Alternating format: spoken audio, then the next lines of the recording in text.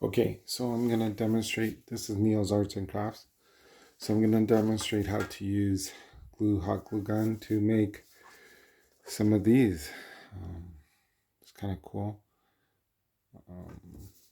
Here is,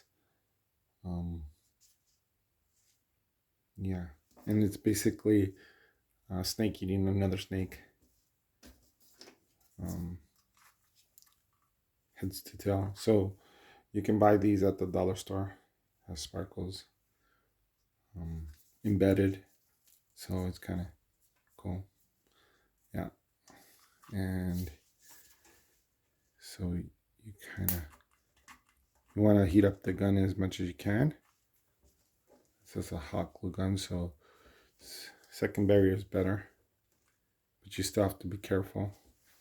And I'm going to use this.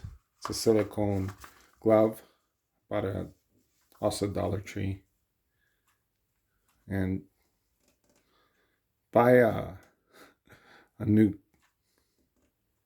glue gun. You know, cheap one. Not really like.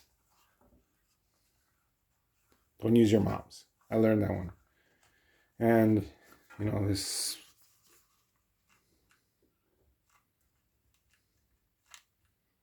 hot glue gun, like it can be very messy. So just takes a couple minutes. This is great for a art project with your kids.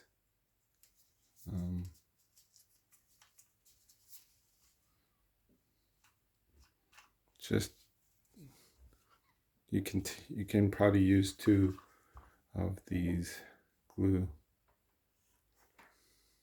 guns.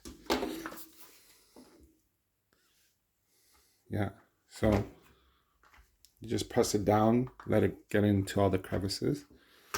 This is a one that I made. That's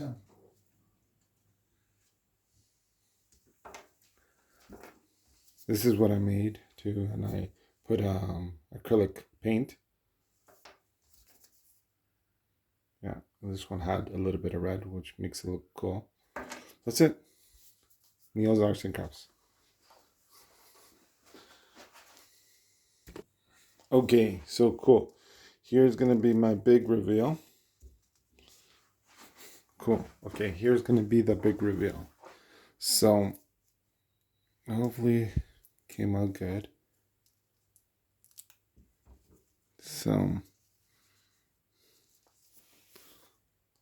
yeah.